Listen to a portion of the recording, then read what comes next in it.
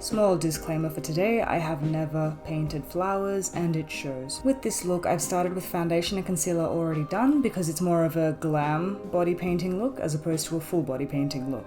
I begin with mixing yellow and a small amount of pink into my white body paint, and it's created this sort of pastel peach with different variants because I must not have mixed it properly, but it looks kind of cool, so I kept going. And I do have a reference image for the flowers that I'm about to do, but again, this is my first time painting flowers, so I did what I could see at the time. To create the initial shapes and petals, I go in with my foundation brush and I just create the flower and fill it all in and decide to do the shadows and the highlights later.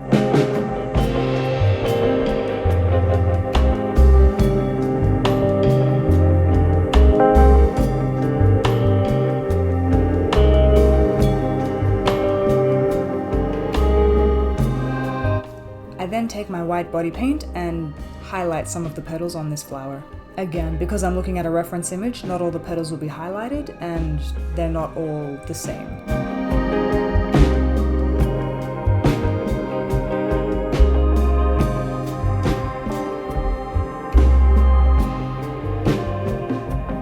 For the next flower, I'm using the same technique, but I've taken the color magenta. This one was a little bit harder for me to do because it was in front of a flower behind another flower.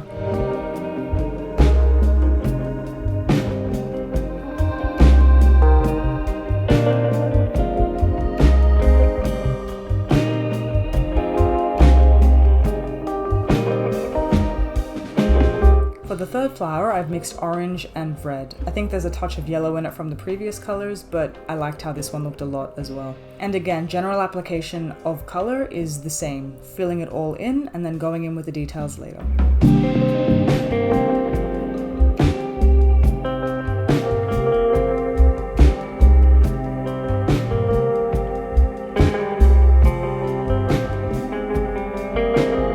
The next thing I've done is taken my duo fiber brush and created what I'm assuming is the pollen sticks. I don't know what they're called. I haven't studied flowers. Oh my god, I should have done this research. Anyway, that middle part of the flower that the bees come to take pollen out of, yeah, those. On the pale pink flower, I use a blend of that pale pink and orange. On my orange flower, I use like a deep brown and orange, and on my pink flower, I use purple. On a small applicator brush, I've taken white cream paint because cream paints blend beautifully into water paints and I wanted to do a more concentrated paint where it doesn't blend in with the body paints. What I liked a lot about playing with this kind of technique is the white that I used before blended into a pale yellow, which makes the flowers look like they're a little more dimensional, and the white cream body paint that I put on top actually looks like a highlight.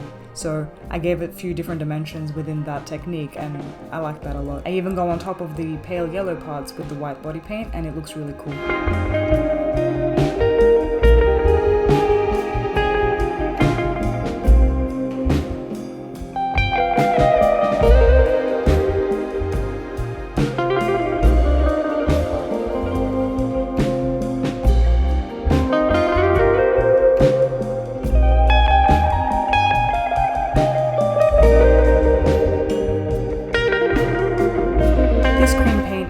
Red from my Ben Nye palette, and I've taken it to create more shadows onto my magenta flower, which definitely oxidized.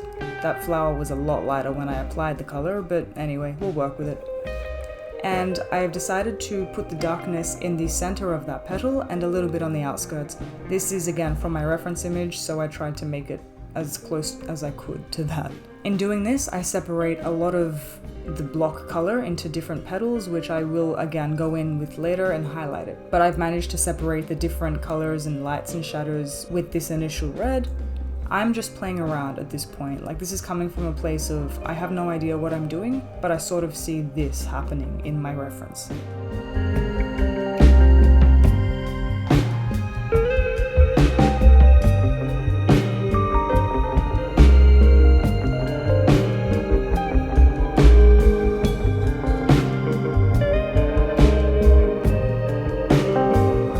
That same cream paint to create a sort of a contour because I always seem to do that and I like it. I think it's cute.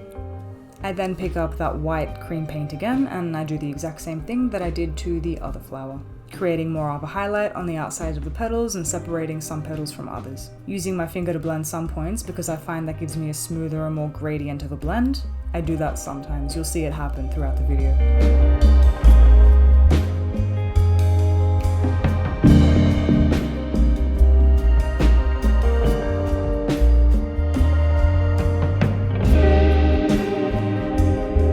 For my blood orange flower, I use a warm medium red, and I do the same thing. But this flower, because it's at a different angle, I've done it a little differently.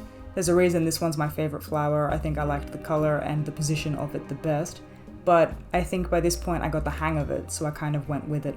The darker parts come from what would be beneath the flower, which in my case is the top of my head, and the light comes into what would be the top of the flower, which is facing inward.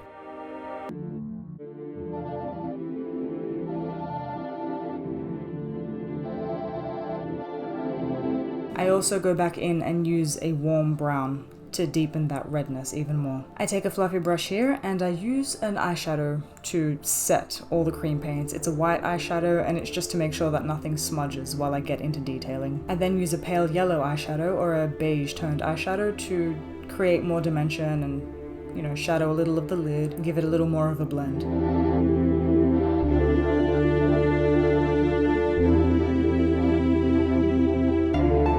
I've taken a deep red shadow now and I set all the dark red cream on that blood orange flower.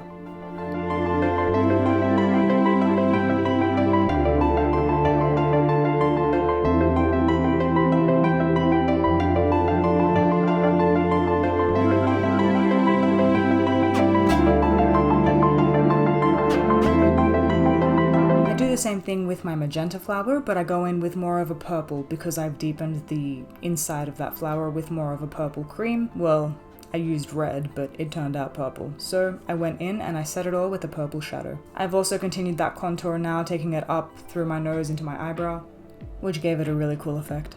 And I make sure to get into all the nooks and crannies there because I do need to set that cream.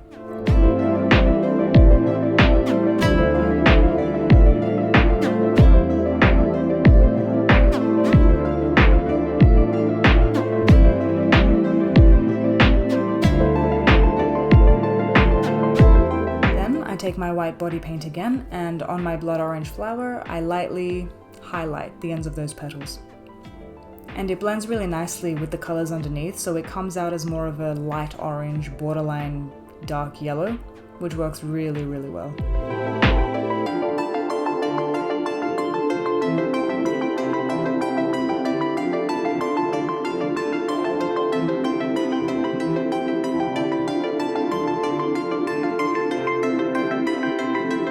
So for this point, I was originally going to go in with black body paint and a detailed brush, but it's very hard for me to control those brushes, especially when the paint is water-based. So I took my eyeliner, which is just the KVD tattoo liner, and I start to outline each petal, giving it more of a graphic feel.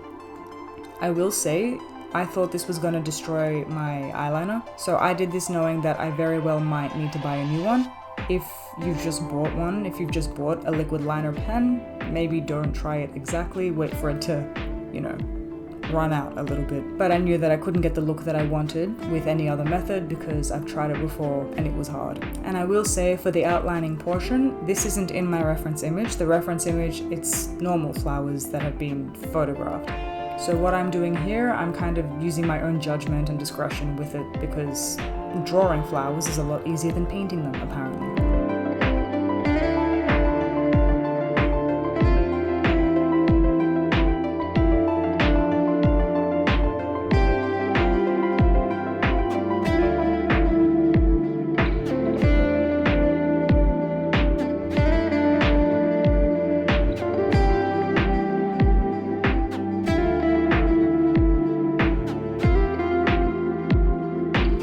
To my pale flower, I tried to do the same thing but a little bit differently to give it a little more flair, a little more frill, and a little more detail in that sense. Because it is the palest flower, I wanted to give it something more, and in this case it was more ripples in its petals.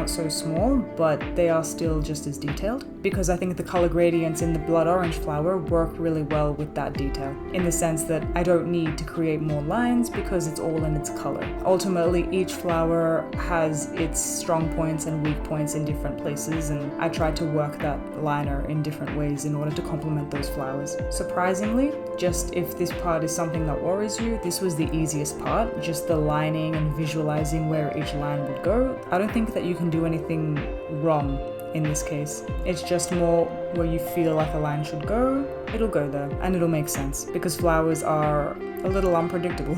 Now, you may have noticed that I've already applied a winged liner. It was really difficult to capture it on film, only because there was lines going up and down my eyes, and you couldn't really see what I was doing.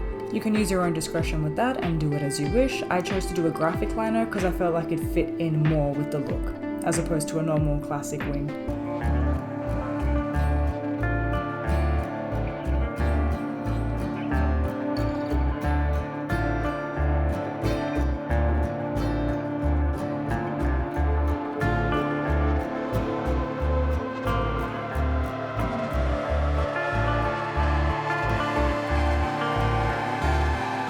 I then take my fluffy brush and go back into my purple eyeshadow that I used with my purple flower and just buff out under my eyes, making a little smoky effect there, because this is a beauty look.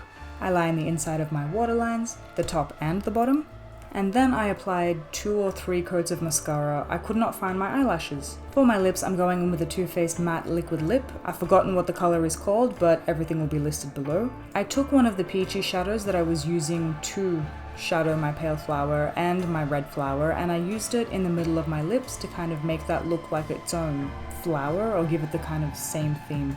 And that's the final look. It was definitely a difficult one for me because, again, flowers are just hard, man. I don't know what to tell you. I hope you enjoyed this video, and I'll see you in the next one. Bye.